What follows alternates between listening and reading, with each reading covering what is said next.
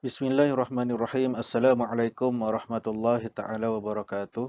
Alhamdulillahi rabbil alamin wassalatu wassalamu ala asyrafil anbiya'i wal mursalin wa ala alihi wa sahbihi ajma'in.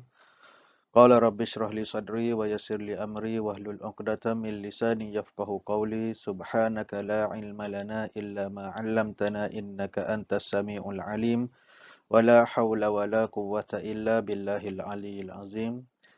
Alhamdulillah, syukur kita kehadrat Allah Subhanahu wa taala, Tuan empunya dunia. Dan selawat dan salam kepada Nabi Muhammad sallallahu alaihi wasallam, dan dengan limpah kurnia daripada Allah Subhanahu wa taala dapat lagi kita meneruskan siri perkongsian berdasarkan daripada pembelajaran subjek usuluddin tingkatan 4, yang mana kita masih lagi dalam bab tafsir, iaitu tajuk yang ke-10 dah. Tajuk yang ke-10 yang bertajuk As-Sariqah, iaitu curi ataupun kecurian, ataupun kita nak bincang berkaitan dengan hukum-hukum bagi pencuri.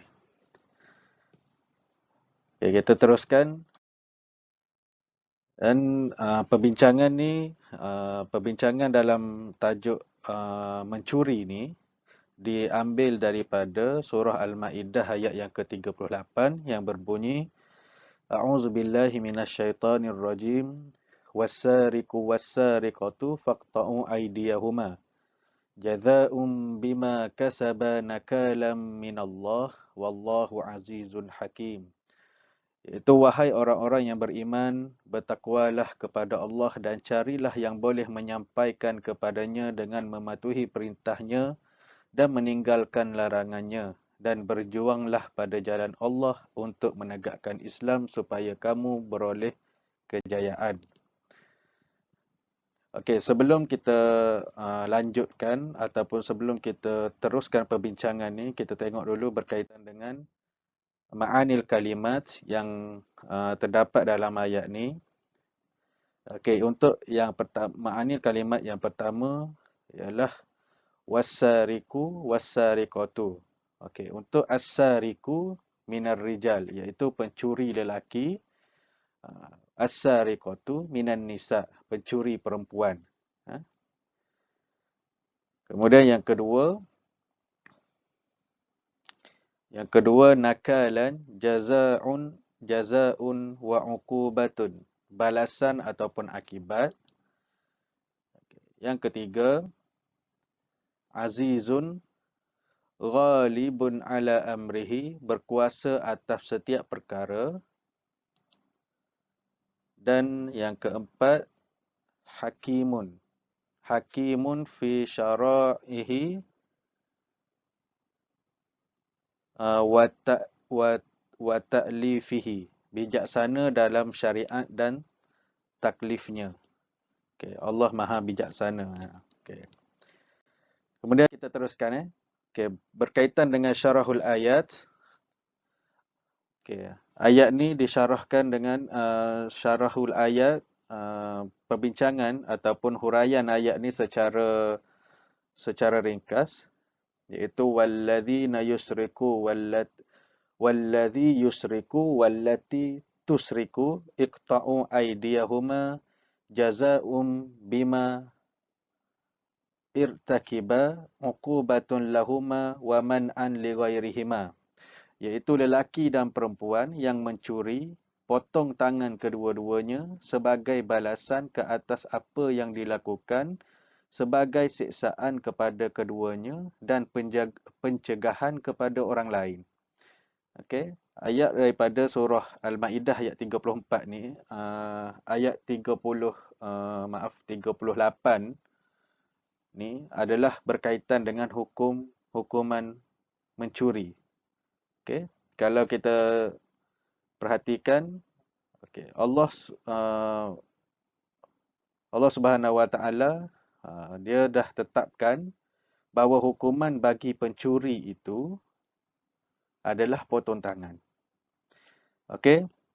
Dan apa yang kita nak bincangkan hari ini bukan sewenang-wenangnya hukum Allah Subhanahu Wa Taala itu boleh dipermainkan ataupun tak, macam kita nak kata tak boleh diterima ke apa ke, sebab hukum yang ditetapkan di dalam Al-Quran adalah hukum daripada Allah Subhanahu Wa Taala dan ianya sesuai untuk sepanjang zaman, sampai ke hari akhirat.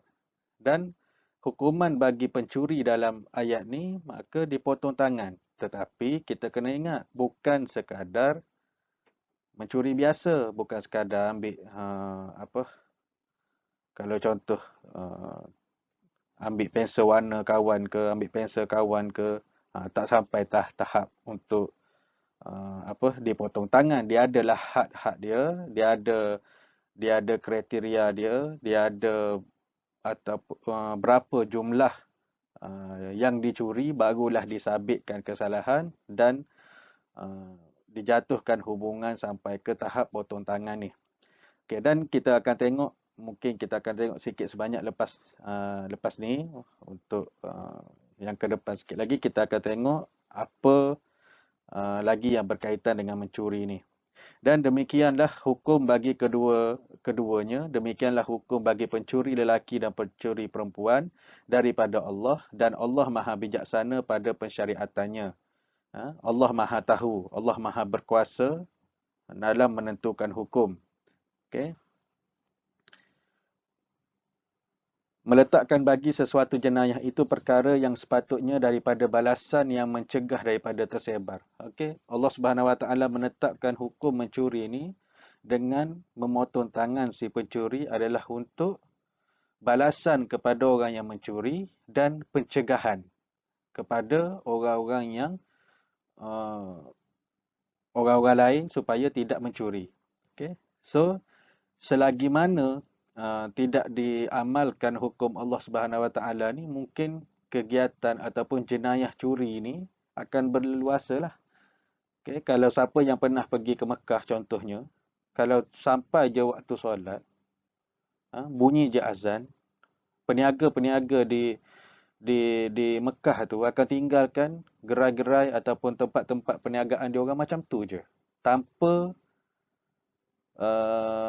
risaukan akan barang-barang dia yang tak dikemas balik, sebab tak ada orang yang akan mencuri dekat sana. Kita tahu hukum di sana, disabitkan kesalahan, jatuh hukuman, kena potong tangan. Dan disebabkan itu jugalah tak berlaku sebab ada orang takut. Bukan kata tak berlaku, boleh jadi ada berlaku, cuma kalau kantoi, habislah orang yang mencuri tu. Okey. Seterusnya, mafhum as-sirqah. Okay, kita tengok yang atas ni dulu. Ya akhzul mal al-ghairi min harazi fi dari aw mahzan khafiyatan. Okey, iaitu mencuri ialah mengambil harta orang lain daripada jagaannya di rumah ataupun di tempat simpanan secara tersembunyi. Okey, kita mengambil sesuatu hak orang lain yang di bawah jagaannya, di rumah dia ataupun di tempat di mana dia menyimpan barang-barang dia tu. Okey, kemudian al-muballagu muttafaqun alaihi indal fuqaha muslimin fi uqubati sariqatihi huwa rub'u dinar. Okey, dan jumlah curian yang disepakati oleh para fuqaha, ulama berpendapat bahawa jumlah curian bagi balasan ke atas yang potong tangan tadi tu adalah, dia kata rubu'u dinar, 1/4 dinar ataupun suku dinar. Okey, dan suku dinar ni kalau kita tukar kepada gram, dinar ni berkaitan dengan emas lah. Kalau kita tukar kepada gram, lebih kurang 1 gram lebih. So maksudnya kita kena nilai harga 1 gram emas tu berapa sekarang. So kalau dia mencuri lebih daripada harga 1 gram emas tu, maka dah boleh dijatuhkan hukuman faqta'u aydiyahuma tadi. Okey, kemudian Ittafaqul jumhur annal qat'u la yakunu illa Ittafaqul jumhur ala annal qat'u la yakunu illa ala man akhraja malin ghairihi min harzihi. Iaitu jumhur ulama bersepakat bahawa hukuman potong tangan tidak dilakukan melainkan ke atas orang yang mengeluarkan harta orang lain dari tempat simpanannya. Okey. So maksudnya hukum dijatuhkan hukuman mencuri itu bila disabitkan kesalahan dia mencuri sehingga dibuktikan bahawa dia ni mencuri. Berapa dia curi. Setakat kalau dia ada syarat-syarat dia pula. Kenapa orang tu mencuri? Kalau dia mencuri kerana dia lapar, contohnya dia curi roti. Kita tanya dia, kenapa kau curi? Dia kata, sebab aku lapar. Itu tak boleh dijatuhkan hukuman potong tangan. Okey. Dan kalau kata dia mencuri dalam kadar yang sedikit, tak cukup daripada suku dinar, bukan bermaksud dia tak berdosa. Dia tetap berdosa atas perlakuan curi itu. Tapi tak adalah sampai kepada tahap dihukumkan dia tu dengan potong tangan. Sebab dia kata ulama fiqh berpendapat, jumhur ulama fiqh berpendapat bahawa nilai untuk sesuatu kes pencurian itu disabitkan kesalahan dengan faqta'u aydiyahuma, dipotong tangan keduanya, sama ada pencuri lelaki atau pencuri perempuan, sebanyak rubu'u dinar, satu ataupun suku dinar, yang bersamaan dengan lebih kurang 1 gram lebih, 1 gram emas lebih. Kalau kita tengoklah, kalau 1 gram tu harga berapa, kalau 250 ke 1 gram, kalau 300 ke 1 gram, itu dah nilai dia. Okey. Kita tengok hukumus sirqah, hukumus sariqah, iaitu hukum bagi pencuri. Okey, hukum bagi pencuri. Yang pertama, pencuri itu mestilah akilan, iaitu seorang pencuri itu mestilah berakal, baru boleh dijatuhkan hukuman ke atas dia. Yang kedua, balighan. Okey, balighan maksudnya pencuri itu telah pun baligh. Maksudnya kalau yang mencuri itu kanak-kanak, tak boleh dijatuhkan hukuman potong tangan ke atas dia. Kemudian aliman bitahrimis sariqah, iaitu dia ni tahu tentang pengharaman mencuri. Maksudnya dia tahulah hukum mencuri ni haram. Hukum mencuri ni salah, tapi dia buat juga. Okey, masa tu dia kena apa? Had ataupun hukuman. Okey. Kemudian yasriku miqdaran mahsusan minal mal khafiyatan min harazil ma'lum, iaitu dia tu mencuri dengan kadar tertentu daripada harta secara tersembunyi daripada simpanan. Secara sembunyi ni maksudnya mencuri tanpa pengetahuan tuan yang mempunyai milik ke atas harta tu. Okay. Contohnya saya curi barang awak, confirm dah nak curi ni, mesti orang tak tahu. Okay, saya curi barang awak, tiba-tiba barang awak hilang. Dan jumlah curian tu ada kadar dia tertentu, mencukupi dengan 1/4 dinar tadi tu, rubu'ud dinar ataupun suku dinar, maka boleh dijatuhkan hukuman. Okay, dan la yajibu haddus sirqah 'alal majnun. Okay, akilan tadi tu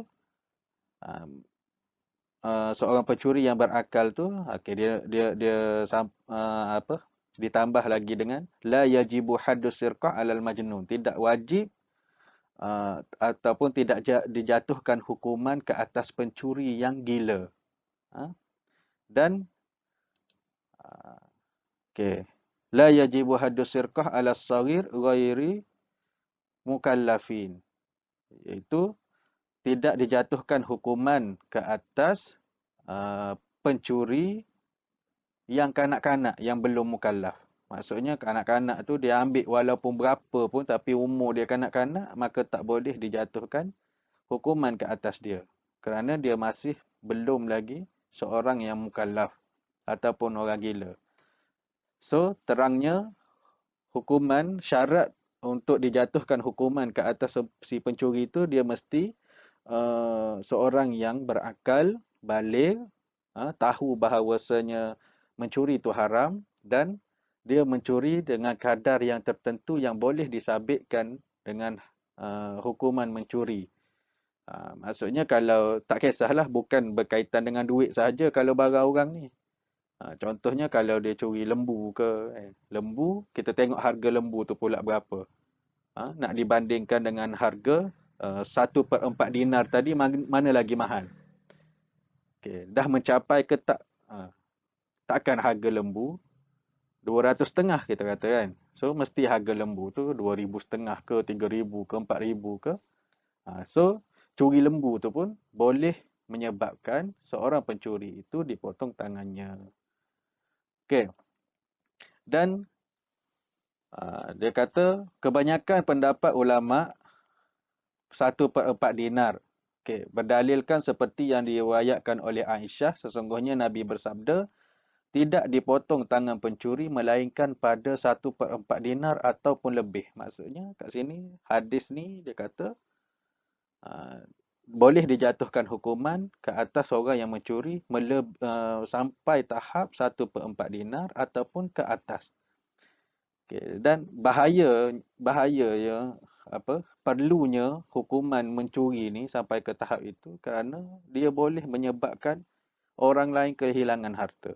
Nak dapat sesuatu bukannya mudah tapi kita senang-senang nak pergi curi hak orang. So bila orang kehilangan maka disabitkan kesalahan bagi mencuri itu, maka si pencuri itu wajib ataupun perlu dikenakan hukuman supaya dia hilang. Mencuri biasanya orang buat dengan tangan. So dia hilang tangan dia.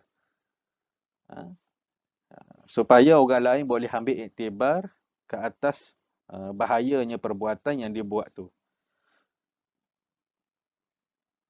Okey. Kemudian kita tengok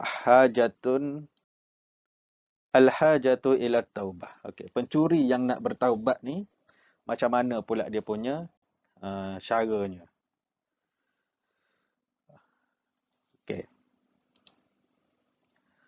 At-taubatu wajibatun ala kullu man imtadat yadahu ilal haram.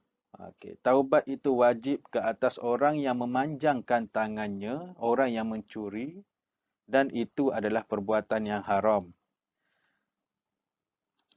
Okey. Syurutut taubah fi jarimatis sariqah iaitu taubat syarat-syarat taubat daripada kesalahan mencuri ialah kita tengok apa syarat taubat orang yang mencuri ni. Okey. Al-iqla'u aniz zambin iaitu menghilangkan rasa bersalah. Okey, dia rasa bersalah dan dia an-nadmu ala fi'lihi menyesal ke atas apa yang dia lakukan, jenayah mencuri yang dia lakukan tadi dia dah menyesal.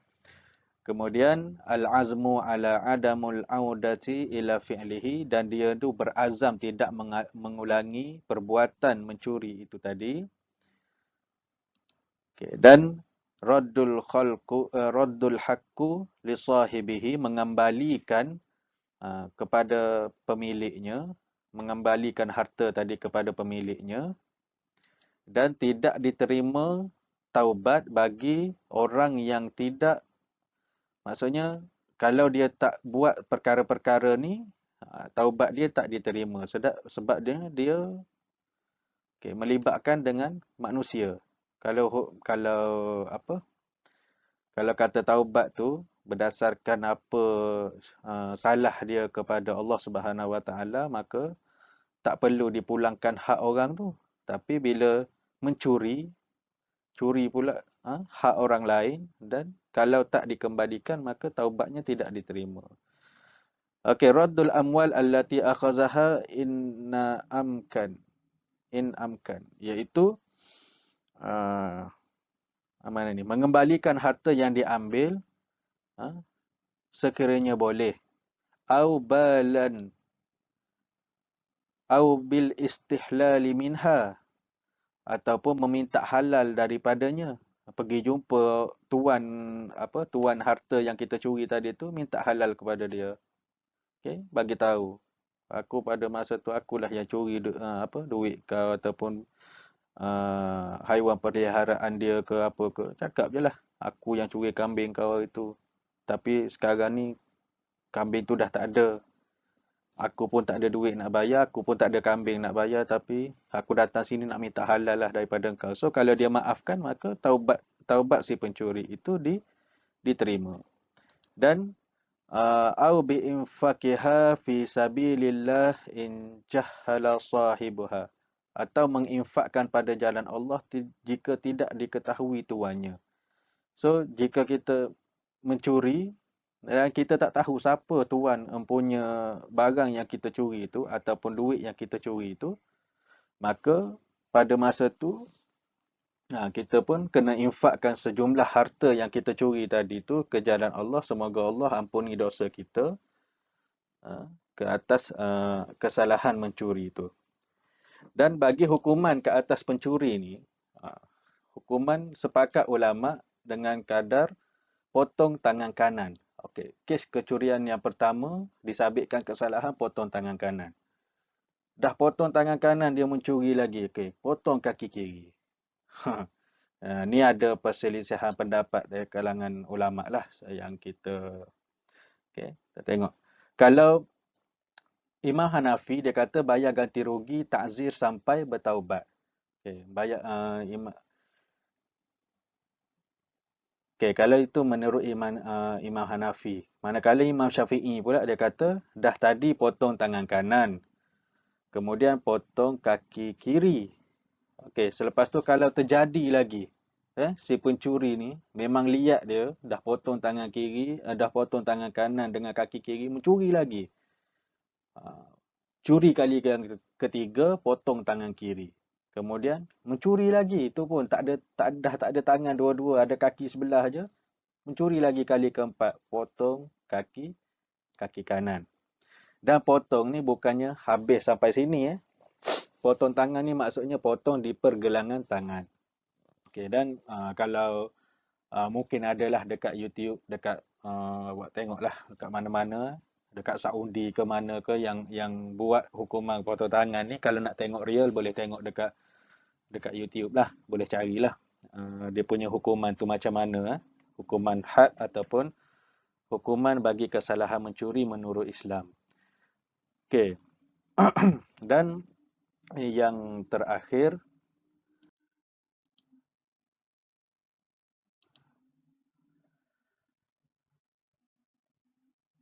okey. Ni salah tajuk ni. Sebenarnya ni adalah ma yustafadu minal ayat. Okey, pengajaran daripada ayat ni yang pertama, syariatul Islam tahrum as-sariqah ala malil ghairi.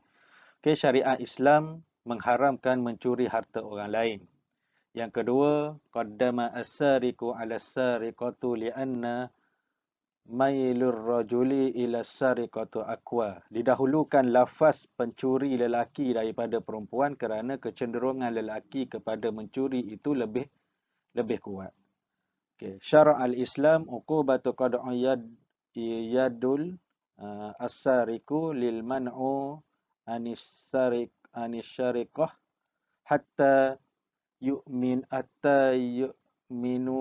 ya'minun nas ala amwalihim wa arwahihim, iaitu Islam mensyariatkan balasan potong tangan kepada pencuri untuk mencegah daripada mencuri sehingga manusia aman. Ya aminan nas. Okey, daripada harta mereka dan tenang jiwa mereka. Okay, so itulah yang kita boleh bincangkan berkaitan dengan mencuri. So tadi kita dah bincang berkaitan dengan ayat-ayat yang berkaitan dengan mencuri, as-sariqu was-sariqatu faqta'u aydiyahuma. Kemudian kita dah jelaskan berkenaan dengan uh, apa dia punya penjelasan daripada ayat tu dan apa had kepada kecurian, mesti melebihi 1/4 dinar ataupun bersamaan dengan nilaian 1 gram ataupun 1 gram lebih emas, baru boleh dihukumkan, baru boleh dibicarakan nak jatuhkan hukuman potong tangan ataupun tidak. Dan kat sini dia kata jangan kita, maksudnya kita tak boleh nak hukumkan dengan potong tangan tu kalaulah kecurian tu berlaku dalam kuantiti yang kecil sahaja. Okay. Dan orang yang mencuri tu, maksudnya kita kena tahu kenapa dia mencuri. Kalau dia mencuri kerana lapar, tidak boleh dijatuhkan hukuman. Kalau dia mencuri kerana dia susah, tak boleh dijatuhkan hukuman. Tapi kerana susah tu, janganlah pula dia ambil harta orang sampai 10,000, 20,000, kan? Okay, kadang kalau kita tengok apa cerita Piramli pun ada disebut dah, Alibaba dengan 40 orang penyamun tu, kan? Alibaba apa? Bukan Alibaba, Alibaba punya lapuk ke apa, kan? Dia dalam cerita tu yang kita sebenarnya dalam masa sekarang ni, orang mencuri dah hebat dah. Okay? Dah kita tak ada dengar orang yang pergi buat dekat curi dekat bank ke apa ke. Semua orang dah takut dah dengan teknologi yang ada sekarang ni. Penjenayah dah tak buat kerja tu. Tapi dengan cara lain pula, scam lah apalah. Sebab tu dalam bank-bank kalau kita gunakan CMB Click ke yang bank yang ada di atas talian ni, dia akan pesan jangan kongsikan TAC number tu. Okey, apatah lagi kita bagi password kita kat orang ke, jangan sebab itu boleh mendatangkan jenayah mencuri tadi tu. Okey, balik pada cerita tadi tu, Alibaba dengan 40 orang penyamun tu, si Kasim Baba tu, kenapa dia boleh mencuri? Sebab Alibaba dah bagi password, kan? Nak pergi dekat bukit tu, dia bagi password. Nak buka pintu gua tu kena cakap ya nyinson apa benda tu, kan? Sampai habis dia punya mentera tu. So bila dah bagi password, si Kasim Baba tadi tu dia tak pergi jalan kaki, dia terus bawa lori. Maksudnya bila kita membuka peluang kepada orang untuk mencuri, dia akan balun habis. So orang yang kalau kita tengok dekat takrif mencuri tadi tu, dia kata mencuri itu dia boleh dijatuhkan hukuman sekiranya kita mencuri barang orang yang ada dalam simpanan dia. So tuan hak milik pun kena pastikan barang dia dalam keadaan yang selamat. Dah berkunci, dah apa. Kalau kata motor ke apa ke, pastikan dia dah terkunci. Kalau kita pergi tinggal tepi jalan dengan kunci ada kat situ, motor pun tak dimatikan, itu kita yang menempah ataupun kita macam menyuruh orang tu pergi curi barang kita. So dia banyaklah kriteria untuk menjatuhkan hukuman ke atas pencuri ni. Bukan kata senang-senang nak potong tangan orang. Cuma kita kena yakin bahawasanya inilah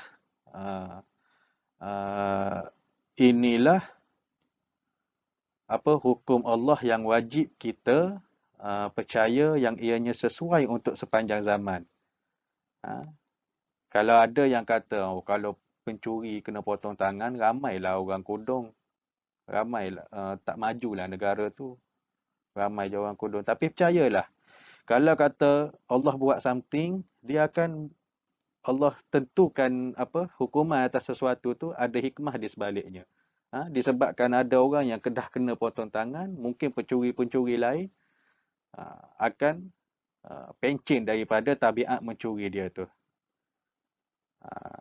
Okey.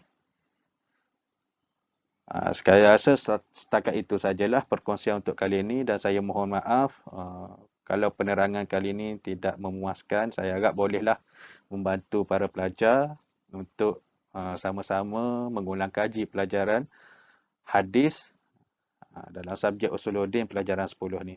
Dan kalau apa-apa yang teguran yang nak disampaikan, bolehlah tuliskan komen anda dekat bawah. Okey. Wallahu a'lam bissawab. Assalamualaikum warahmatullahi taala wabarakatuh.